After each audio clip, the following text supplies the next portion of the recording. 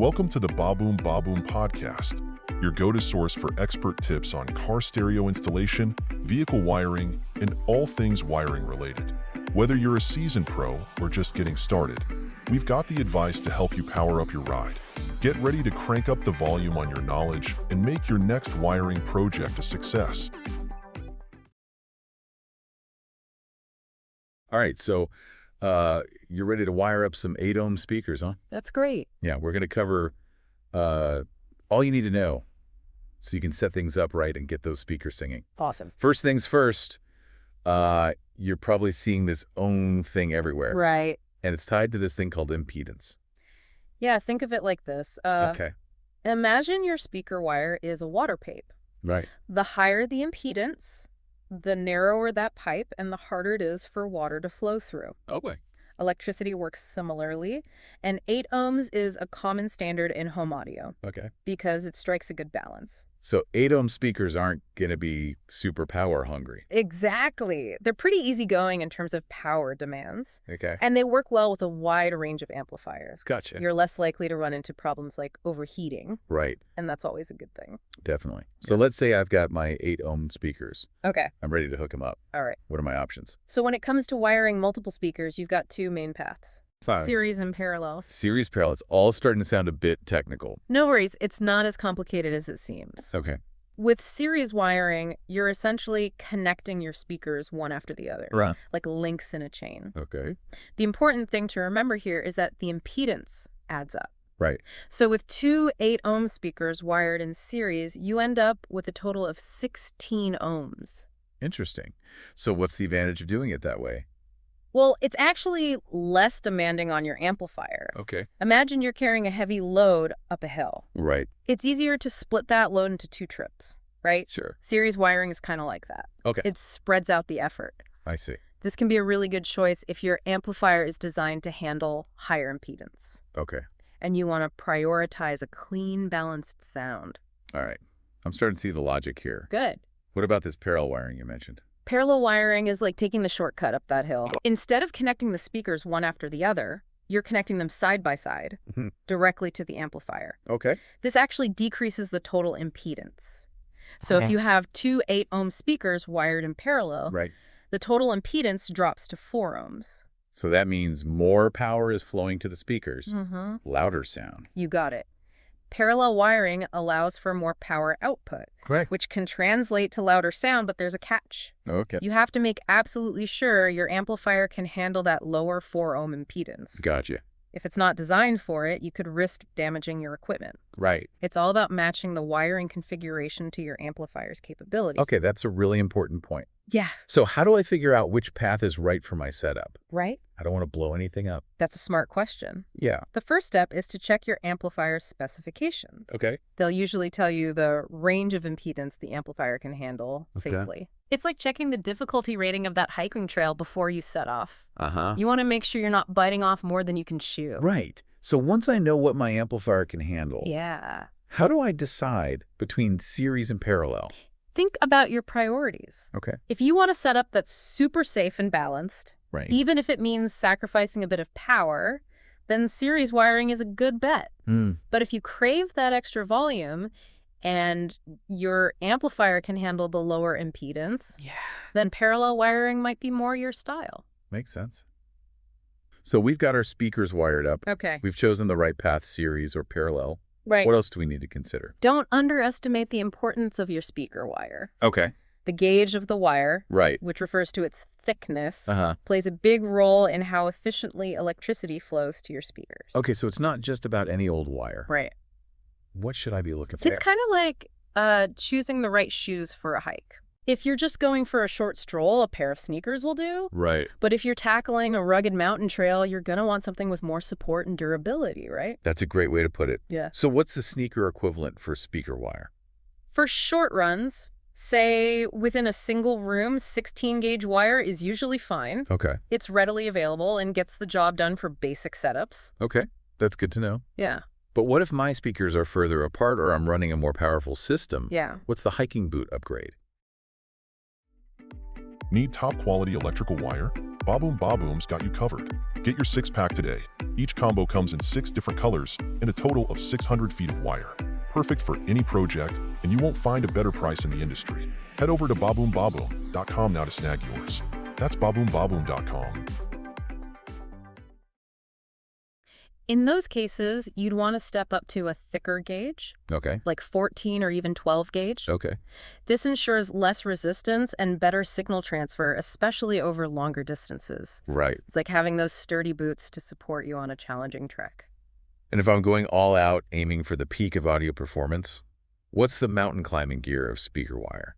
For truly demanding setups with high power and long cable runs, 10-gauge wire is the top choice. Right. It might be overkill for most home systems, but for serious audiophiles, it's the way to go. So we've covered series and parallel wiring. Yeah. We've talked about the importance of wire gauge.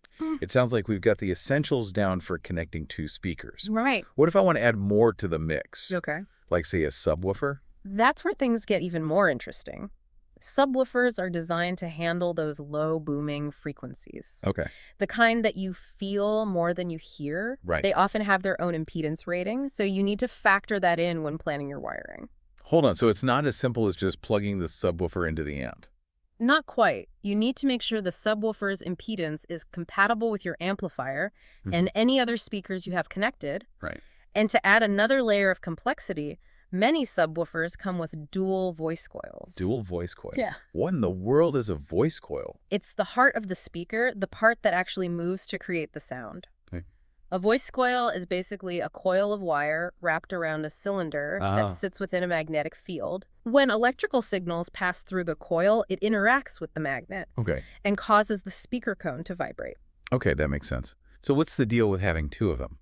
Dual voice coils give you more flexibility in how you wire the subwoofer. Okay. Each voice coil has its own impedance, and you can wire them in series or parallel, just like we talked about with the main speakers.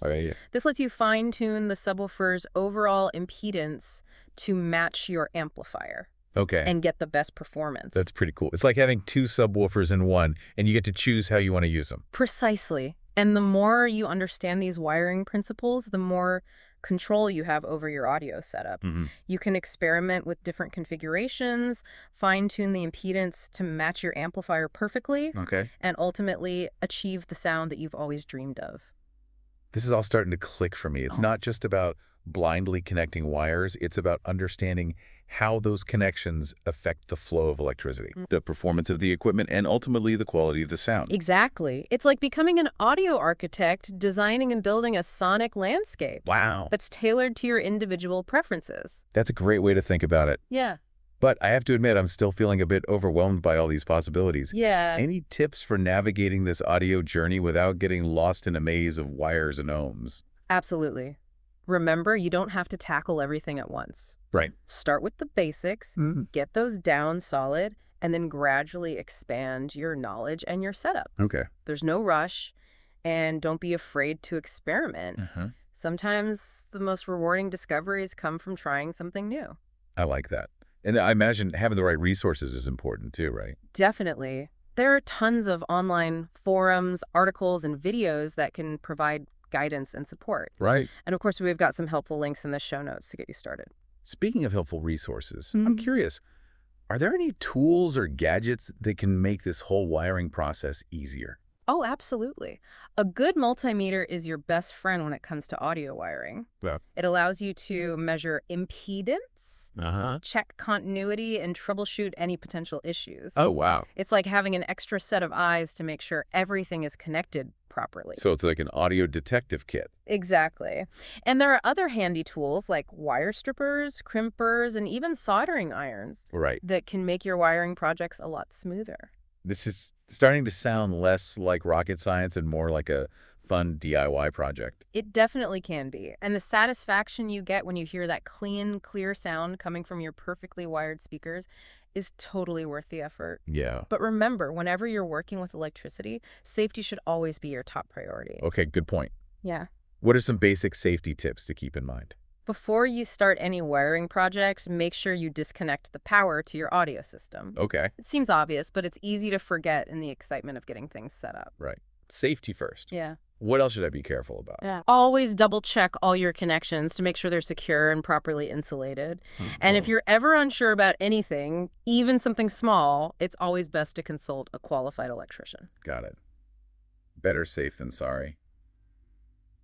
Especially when electricity is involved, it sounds like with a little know-how and the right tools, wiring up a basic audio system isn't as intimidating as it might seem at first. You got it. And the best part is the skills you learn here can be applied to all sorts of audio setups. Okay. From home theaters to car audio, it's all based on the same fundamental principles. That's really cool. Okay, so we've covered a lot of ground here, from the basics of impedance and wiring configurations to those dual voice coil subwoofers. Right. I feel like I've learned a ton, but there's one thing that's been on my mind. Okay. You know how in the audio world there are all these myths and strong opinions floating around? Oh, yeah, absolutely. Like, I've heard people say that you absolutely have to spend a fortune on fancy cables or your system will sound terrible. Is there any truth to that?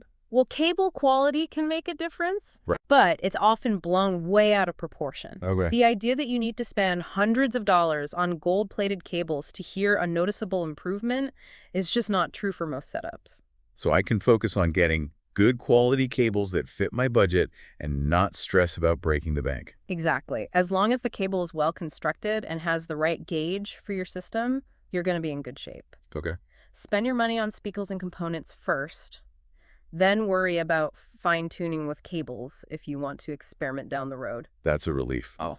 What about that other audiophile myth, the one about breaking in your speakers? Oh, yeah. I've heard that you need to play them for hours and hours before they really start to sound their best. That's another one that's often exaggerated. Okay. While there might be some very subtle changes as the speaker components settle in over time, Mm-hmm. a well-designed speaker should sound great right out of the box. So no need to subject my neighbors to endless white noise or weird test tones. Nope. Just relax, enjoy your music, and let your ears be the judge. Experiment with different types of music and audio sources to see what sounds best to you. This has been super helpful. It's great to have some of these audiophile myths debunked. What I appreciate most about this deep dive is that it's not just about the technical stuff. It's about empowering people to make informed decisions about their audio setup. Absolutely. We want you to have the knowledge and confidence to create an audio experience that truly reflects your individual taste and preferences. There's no one right way to do things. It's all about finding what sounds best to you. Well, I think it's safe to say that our mission is accomplished. We've demystified the world of 8-ohm speaker wiring, tackled some advanced setups, and even busted a few audiophile myths along the way. And hopefully we've inspired you to explore the world of audio a little further. It's a fascinating field with endless possibilities for creativity and enjoyment. I know I'm feeling inspired. Thanks for taking the time to share your expertise with us.